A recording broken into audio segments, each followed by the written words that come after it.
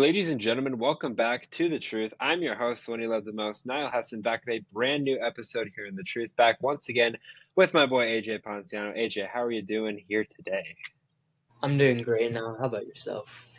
Doing great. So we got through the last recording. Fingers crossed we're able to do that again here. AJ's been doing some Wi-Fi stuff, but yeah, today we got tight ends. So this is our final fantasy football ranking of the offseason. Kind of hard to believe, but we're here. We got tight ends, everyone's favorite position. If you guys missed wide receivers, running backs, or quarterbacks, feel free to go check those episodes out. As mentioned, we're going to be doing our top 7 tight ends. If you want our full 300 plus player ranking, make sure you subscribe to The Truth for just $2.99 a month. You can cancel anytime. You get those full rankings there from every position, including kickers and defense, but we're not going to be talking about that on the actual podcast. You guys can go see the rankings for those, or you can just blind draw kickers and defenses, which I do in fantasy drafts anyway. So without further ado, let's go ahead and get things going. AJ, go ahead and give me your 7th best tight end. So at 7, I have Jake Ferguson. I think we can both agree is one of our favorite budget tight ends that you can get later in your draft. Last year, 102 targets, 70 receptions, 761 yards with 5 touchdowns. Honestly, I can see those numbers potentially all going up. It just really depends on CD Lamb if he plays or not, or if he gets traded or whatever goes on there. Because if he's not there those first couple weeks, Ferguson's really the only receiving target there that I would have confidence in. Plus, Dak Prescott, I mean, he loves going to his tight end early on, Jason Witten being there. Love going there. Had Dalton Schultz as a red zone target, especially when he gets down to the red zone. That's when he loves to go to his tight end, that bigger body down the middle of the field. But again, every time I talk about the Cowboys, talk about Dak Prescott. He wants to go to 4,500 yards, 5,000 yards, throw for 40 times a game. He wants to get to that 35, 40 touchdowns every year. I mean, he just loves throwing the ball, especially this being a contract year for Dak Prescott. He's going to want to try to put the best numbers that he can this year, especially through the air. And Ferguson's going to be one of the main targets there, right behind CeeDee Lamb. It's going to be one of those things that if he's able to bring those touchdowns up, honestly, 71 receptions, I could see that going close to 85, potentially even 90. Yards, I'd say right around 750 is probably the mark that he's going to stay at. But if he's able to get closer to double-digit touchdowns, if he's able to get to like 8 and add a few more receptions there, you could talk about him being potentially number 5 at the end of the year for the tight ends or breaking that top 5. I think that just the value of him, especially in fantasy drafts later on, you're able to get him after all the big names are gone, right around the time of like Brock Bowers and like some of those other guys that are being drafted around 10 to 13, somewhere around there when you wait on tight end. Ferguson, I think, is probably one of the best value picks that you could have. So for me, I'm gonna go ahead and go with Dalton Kinkaid at the number 7. Look, I love Dalton Kinkaid. I liked him a lot last year as a rookie. Had 73 receptions for 673 yards, just 2 touchdowns though. So I'm expecting that touchdown number to go up at least to 5 or 6. Obviously, clearing Stephon Diggs makes Dalton Kincaid's opportunities a lot more, which is something that a lot of Dalton Kincaid fantasy owners are looking forward to.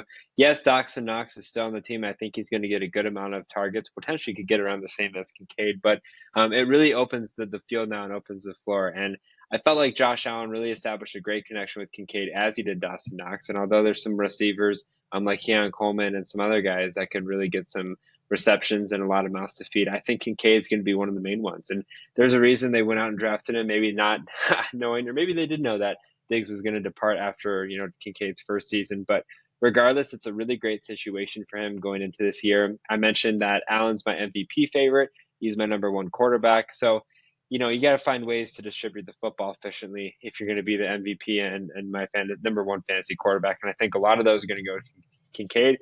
I think he could push to be the number 1 leader as far as reception of the team. It might be tough at the tight end position, but he showed a lot of promise last year with 73 receptions, having Gabe Davis and Stephon Diggs there on the team. Not saying that he would get to 100, but he could potentially put up some maybe Travis Kelce like numbers, kind of depending on how Allen plays and how Allen really utilizes the tight end position, because they have 2 great options there with Stephon Diggs less offense. Okay, number 6. At 6, I have Kyle Pitts, and I have him a little bit lower because his touchdown value really isn't there. I mean, last three years has 6 total touchdowns, went 1, 2, and 3, so maybe 4 touchdowns this year in year 4. But I think the big thing with him is he's already proven that he can be a 1,000 yard receiver or tight end there as rookie year, having 1,000 yards. Last 2 years, very underwhelming. But again, he's had guys that were Taylor Heineke, Desmond Ritter, a good amount. I love Marcus Mariota as an Oregon fan, but Marcus Mariota is not what he was at Oregon, especially with the Falcons. I think that with them, with the Falcons, what I've heard is they're gonna use him less as like that true tight end lineup on the outside of the tackle and run routes. They're kind of moving him a little bit more of that slot tight end. Uh, Again, kind of like Travis Kelce, where he's not really as much on the line. He's more used as a slot wide receiver. And that's what we kind of saw with him with Florida. I mean, he was really dynamic there as a receiver, and that's what he was drafted in the top five for, is to be that receiving threat there for Atlanta. And I think that's how they're going to really try to use him this year. If he's able to get close to that 1,000 yard mark and get me 5 to 7 touchdowns, with Kirk Cousins there having a quality quarterback that to lead the helm, I think that he could move in. He could potentially move higher. I mean, he's been a good receiving threat for the most part of his career. It's just he doesn't really provide you any type of touchdown value. So if he's able to get me 5 to 7 touchdowns, and get me close to like 800 to 1,000 yards, somewhere around there with this offense, that's someone I'm really happy with, especially with him not being drafted as like a top five guy. If I'm able to wait like 2 or 3 more rounds after like the top guys like LaPorta and Kelce go, if I'm able to wait with those 3 rounds, go get value somewhere else and come back to the tight end room, Kyle Pitts is there, and give me that type of production, I'd be super excited about that. Yeah, I'm going Kyle Pitts too, and I feel painfully saying this. Look, Kyle Pitts. I mean, what do you guys say about Kyle Pitts, right? He was the number 4 overall pick. Everyone's expecting him to be this next big star, like a Brock Bowers type player, and he just hasn't performed. But it's not his fault. It's really not. Okay, it's because he had no quarterback. He had Arthur Smith as his coach. I mean, he was just cast into a situation to just die, and he did. But now he gets Kirk Cousins, actually a really good quarterback, and that's really it. I mean, they have Kirk Cousins, they have Drake London. They've already lost Rondale Moore for the year with an injury, and this is even before the season starts. So what? Darnell Mooney, Ray McLeod are those guys that are going to take targets away from a guy like Kyle Pitts, who's on top of this world talented, and as you mentioned, can finally be used more as like actual receiving tight end. I just see it being the year. First year, 1 touchdown. Second year, 2 touchdowns. Last year, 3. He's getting 4 this year, at least. And I think he has potential to get 7 or 8. I think he gets up to that maybe 70, 80 receptions for, close to 1,000 yards, if not 1,000 yards. And for not a budget tight end because people are, kind of kicking him to the curb. But since people are kind of kicking him to the curb, I think it's a prime opportunity for Kyle Pitts to reintegrate himself and really have a successful up and coming season. Okay, you're number 5. Yeah, I have Kincaid. I'm really high on Kincaid this year. Without Stephon Diggs being there, and really question marks in the entire receiving room. I mean, who knows how it's going to go there? Keon Coleman, a rookie. Khalil Shakir, don't really know about him, how well he's going to be. Curtis Samuel, you don't really know how he's going to be used. Kincaid last year was really good, especially for fantasy league. 73 receptions, 673 yards, and 2 touchdowns. Well, you'd like more touchdowns, yes, but he was also splitting time early on with Dawson Knox before Knox got injured, and then once Knox came back, he was still the tight end one. Knox didn't really step right back into that being that tight end one. Kincaid was. If Josh Allen, he's probably gonna have a really good year there. He's gonna have to throw a lot, and there's not gonna be many targets or many just the amount of people there. I mean, you trust Kincaid. I think that's really the only guy that they could trust. Him and James Cook. I mean, yeah, Keon Coleman, they're creating a relationship, but still a rookie. So the first year that they played together, they haven't even played one actual game together. Kincaid, they played 16 games. He missed a game. So, who knows? He could have been up to 80 receptions and 700 yards and got 3 touchdowns. Just the talent's there for Kincaid. And I really expect him to take another step forward, especially if he's able to push like 80 receptions here, push 800 yards with like almost double digit touchdowns, because he's really going to be the only, like him and Keon Coleman are going to be the only like receiving red zone threat, in my opinion, in this offense. So if he's able to get close to double digit touchdowns with those numbers, he's moving into the top three discussion for next year's draft. So this might be a stretch, but I'm going to go with George Kittle at the top 5 here. Partially probably because I'm an Iowa fan.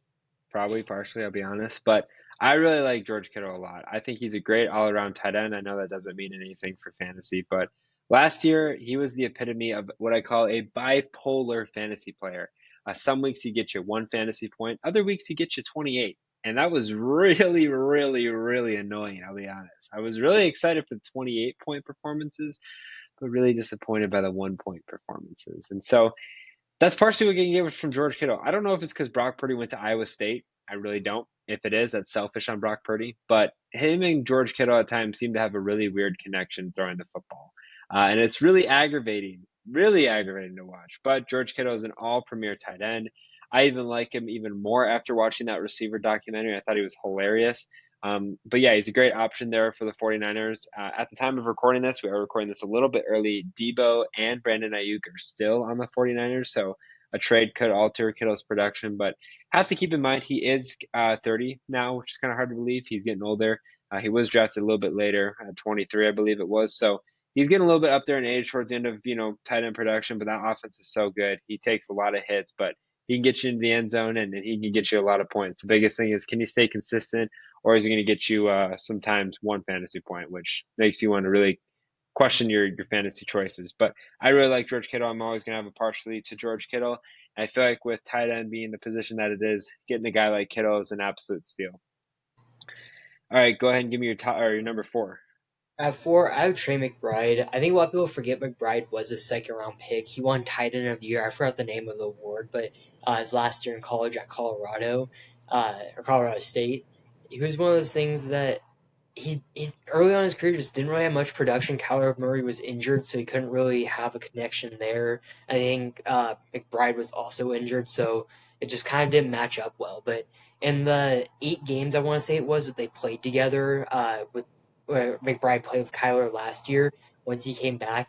In those 8 games, had 53 receptions, 538 yards, and 2 touchdowns, which is really solid for an 8 game stretch at the end of the season. But when you look at his numbers as a whole, 81 receptions, 825 yards, 3 touchdowns. So like I want to say it's almost like 70% of his production came in those last 8 weeks with Kyler. It wasn't with J.K. Dobbins or Clayton Tune for that one game.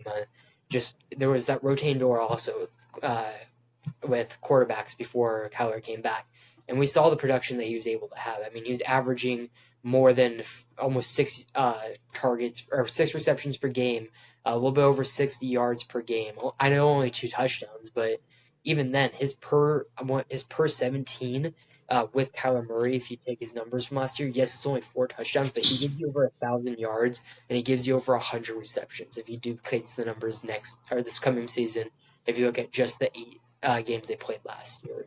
I mean, he was a great tight end in college.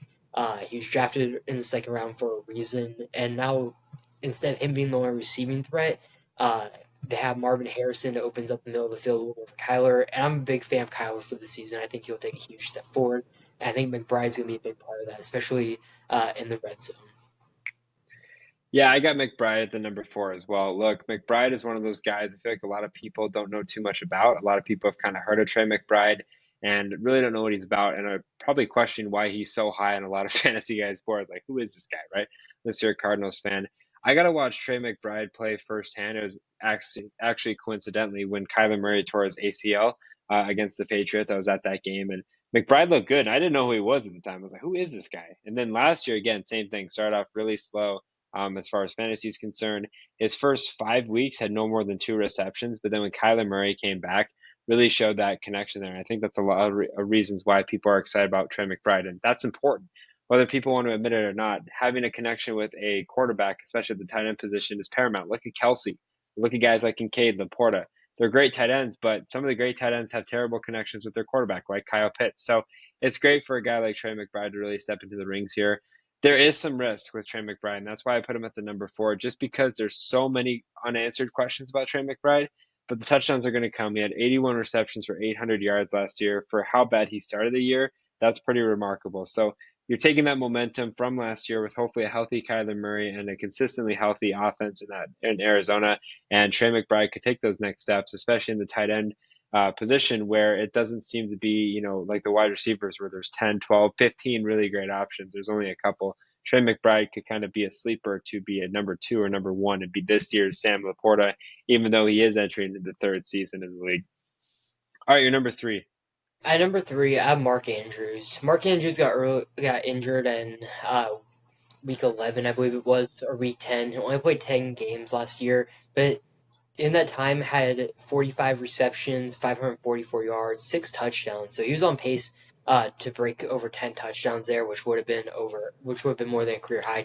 10 is his career high, but he has such a good connection with Lamar. I mean, Lamar won MVP last year without Mark Andrews for most of the season, and with Andrews coming back, I mean, in my opinion, should be the number one option when throwing the ball. I get they have Zay Flowers, and he's pretty good there. But again, Mark Andrews, I think, was the number one option early on until he got injured, and I expect him to bounce back. He's had such a long time to recover.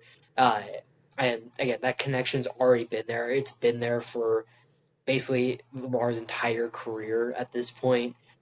And again, we've seen Andrews have over 1,000 yards. I mean, he had 1,300 yards, 107 receptions, 9 touchdowns in 2021. Now, do I think he gets up that high? No, but I think that he gave you 1,000 yards, 1,100 yards. I think double-digit touchdowns next season is almost guaranteed.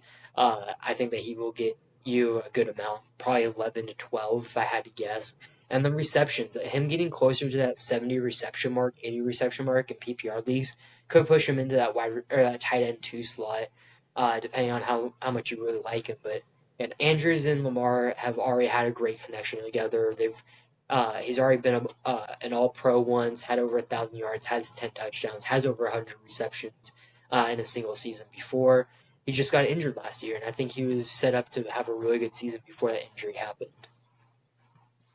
Yeah, I got Mark Andrews as well. Of course, coincidentally, the 1 year I decided to select Mark Andrews is when he gets injured, but I guess it's just my luck. I was like, this last year, I was like, all right, this is the year I'm drafting Mark Andrews. I drafted him like 3 or 4 shares of him, and he went down with injury. And it's like, are you kidding me? But, hopefully he's able to come back fully healthy this year. It's kind of hard to believe, at least for me, that Andrews is 2 years younger than Kittle. He's only 28. I feel like Andrews, it seems like, has been in the league for, extended period of time now, but he's gained a lot of experience. And there was a time when the tight end situation, when you were drafting, it was Travis Kelce or Mark Andrews and everybody else. So, he's got that upside. He's played with Baltimore, which has been huge, continuing to play there, hopefully his entire career.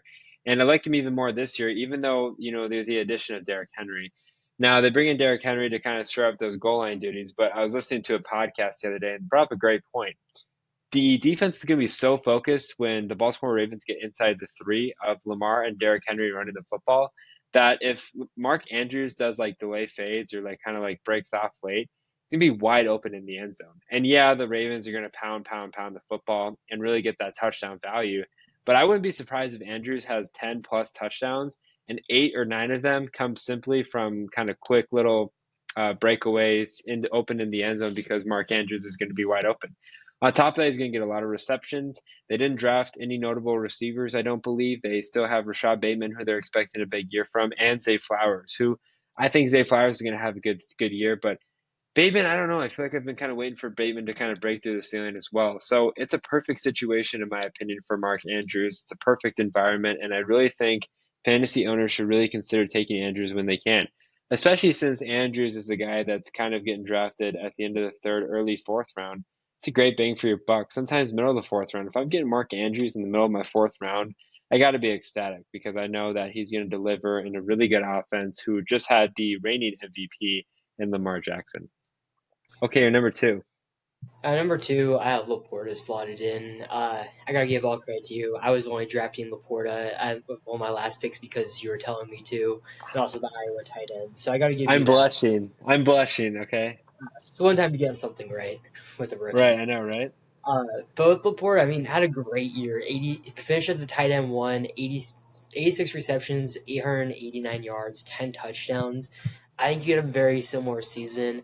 My only thing is I think he can get more yards, but I don't know if he's going to get up to the 86 reception mark. Mainly because I think Jameson Williams will take a step forward this year. Jahmyr Gibbs, I expect him to be a much better receiving threat out of the backfield. I think that will all take away from Laporta over guys like a Monra for targets and receptions. And also double-digit touchdowns of a rookie tight end. I mean, it's really hard to repeat double digit tight end or double digit touchdowns as a wide receiver. To do it as a tight end with his offense that should be taking even bigger step forward this next year with some of those guys, I just don't know if he could do that. I mean, a 7, 8 touchdowns, I think very doable. Close to 900 yards, get you like 75 receptions. Like I said, I think he'll have a good amount of yards. I think his receptions will just go down a little bit. Same with his touchdowns. But I mean, he showed off how good he was last year, and he could potentially finish with the tight end one again, repeat the type of season that he had. But the guy who I have at number one, I think, will have a huge season this next year. So I think that he'll just barely beat out LaPorta as a tight end one. But I mean, right now it's 1A and 1B. Yeah, I'm only chuckling because like I like how you're saying the guy I have at number one, which probably everyone has at number one if it's not Laporta, and we're like kind of hiding his name, like it's like somebody's secret, Who Taylor knows? Swift. Who Yeah, knows? for all I know, it could be It could be Daniel this, Bellinger. Who knows? yeah, or the Saints UDFA guy that they signed that you were super Bro, it could high on. be I can't Dallin Holter. It could be Dallin Holter. Who knows? even. Yeah, We look, need I Jimmy gotta be Graham in there. honest. We need Jimmy Graham in there. Prime Jimmy Graham's I coming miss back. I miss I miss Jimmy Graham days. Jimmy Graham and AJ Green. My fantasy team name was Green Eggs and Graham. So original, but that was like peak fantasy for me, like just starting fantasy, and I miss those days so much. But yeah, Laporta, I gotta be honest, I nailed that one. And I think the only reason I nailed that one is because I'm a diehard Iowa fan, and I watched Laporta play at Iowa, and I knew he was a great run blocking tight end, which he showed well for Detroit. But I knew he was a tremendous pass catching tight end because at Iowa, we're known for tight end U. We got a lot of great tight ends out there, but I feel like more than that with Laporta, he was the only option. Like that was literally the Iowa offense was Spencer Petras throw the ball to Sam Laporta. So similarly to like a Justin Jefferson situation, he was getting double team, triple team, and he was catching every ball. So I knew he was going to be a stud, and he looks great in that Detroit system. And again, he was one of those guys that wasn't even drafted, and I drafted him in a good amount of my leagues just to have as a backup tight end, which is why when we do the mock drafts, it's important to draft those rookie tight ends, even if nobody's talking about them, because the tight end room is so small, it feels like, that it's easy to boom. And he obviously boomed last year. So, yeah, Laporta was tremendous. I have him as my number two tight end. I would push him at my number one, but, the guy who's not to be named is my number one tight end for a reason. Even though Laporta had a great year last year, and I think he'll continue to have a great year this year, I got to go with Kelce at one until he retires. To be honest, I think Kelsey's kind of earned that right, and kind of carried that tight end position for fantasy owners for it seems like generations now. But go ahead, your number one tight end. Let's see it, what all the fuss is about. Yeah, I'm going with Taylor Swift's boyfriend. Yeah, I'm going with Kelce. I would say last year Taylor Swift kind of distracted Kelce. Yeah. But like I feel like there also was a little bit of that. Kelce also missed 2 games last year and still had 984 yards, 5 touchdowns, which is decently low for a tight end, or at least for him. But he still had 93 receptions on 15 games. Like I said, he missed 2 games and still had almost 1,000 yards. I expect him to take a huge step forward here. I mean, we've seen him consistently between like 13 to 1,400 yards. A down year for him was 1,100 yards and 9 touchdowns, 92 receptions. I mean, that was a low year for him in 2021. I mean, it's been a while since he hasn't had 1,000 yards, and I really expect him to take a step forward, especially because I'm not a big Xavier Worthy fan. Uh, there's a good chance that Hollywood Brown may not play this year. He had a really bad injury in this last preseason game, so who knows about him. Rasheed Rice is going to be suspended. It hasn't come out yet, but should be suspended for 3 to 4 games there early on.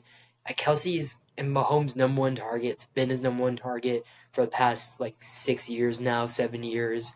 I mean, it's one of those things that it's Kelsey. There's nothing else to say, and I expect him to have a really good year. I could easily see him getting 13 to 1,400 yards and double digit touchdowns. I mean, targets were there. I mean, that's not a problem. He's going to give you 130, 140 targets a season, so you know he's going to be given the ball. It's just one of the big things. Also, is he was dropping a lot of passes last year, which is very unusual for him, like wide open passes. I think he dropped like 2 touchdowns last year that could have moved up higher in finishing as the tight end one or tight end two, almost into the tight end one role. But if he's fully healthy, we know what he can give you. And again, he's had, I wouldn't say the pressure, but he's gone through almost full season dating Taylor Swift and kind of the distractions that come with that. And I think he's just used to it at this point. Yeah, I mean, I got Kelsey as my number one. Look, again, same with Andrews. I finally bit the bullet and said, "Hey, I'm going to draft shares of Travis Kelce because he had 7 straight seasons of 1,000 yards. Surely, the 1 year I draft him in his 10-year career, he's not going to be sucky, even though he was still good." And yeah, I was wrong. 93 receptions, 984 yards, 5 touchdowns. I was a bit devastated because I drafted him like number 5 overall in a lot of my leagues, but whether people say it was because of Taylor Swift, whether it's because of other factors, look, regardless, he's still A, won a Super Bowl, which I know has no relevance to fantasy, but B, was still the best tight end in my opinion. Well, I would say probably LaPorta just because of the value and things like that. But Kelce, I think, is my number one tight end, and he's going to continue to be the number one tight end until he retires, which could be this year. There are some question marks if he was, honestly, if they didn't win, he might have retired because he has openly said the fact that like he's kind of all in about the fact that they're kind of like trying to go for that three-peat and history. So it's one of those things that he could very much retire after this year, especially if they don't do it, or if they do it. If they do it, he might as well come back and try to do it for a fourth, so on and so forth. But all in all, Kelsey's the best tight end. You mentioned Hollywood Brown, kills me. I have him on my dynasty team. That sucks. He went to the hospital for his shoulder issue, which is not a good sign, first and foremost. And I know he's already expected to miss an extended time, and it's like a shoulder joint, so he could be out for the whole year. You got Rasheed Rice, who I don't know. Is there a suspension for Rice yet? Did No, I like miss not that? yet, but 3 to 4 Yeah, games is like the standard for something like yeah. that. So, he got him probably got him for 3 to 4 games. I mean, Kelsey, especially early on, I think production's going to be there. So, all in all, Kelsey's the best tight end, whether people want to say he is or not. He is. He's the best tight end, and he will be until he's done. So, got to go with Kelsey at the number one. I do think his ADP is just a smidge higher than I would expect. Or not expect, but I would draft him. But all in all, if you're drafting Kelsey, you should be in a good position. Really, if you draft Kelsey, LaPorta, or Andrews, in my opinion, you're in a good position. So. Thank you guys for listening to another episode here on The Truth. Thank you guys for listening to these final fantasy football rankings. We have just the mock drafts left, and we're having a special show. We're going to give you guys our tips for your fantasy football drafts. But as always, if you guys did enjoy it, make sure you follow The Truth on Twitter at The Truth as one to stay up to date with the latest information regarding The Truth, including podcast dates, podcast uploads, and other important information you don't want to miss. Make sure you guys also follow The Truth on Instagram and TikTok at the.tt.truth. Are you looking to find a drink that offers peak hydration, raises your energy levels, speeds up your recovery, and keeps your mind sharply focused and memory? Look no further than Acid Rainwater. I'm excited to partner with Bloodline Sports, AZ and Acid Rainwater, which focuses on peak hydration and productivity while also maintaining ecosystem-friendly product. Use code HESSON15, that's HESSON, 15 for 15% off every purchase. As always, I'm your host, the one you love the most, Nile Heston, joined once again by AJ Ponciano. Take care and good night.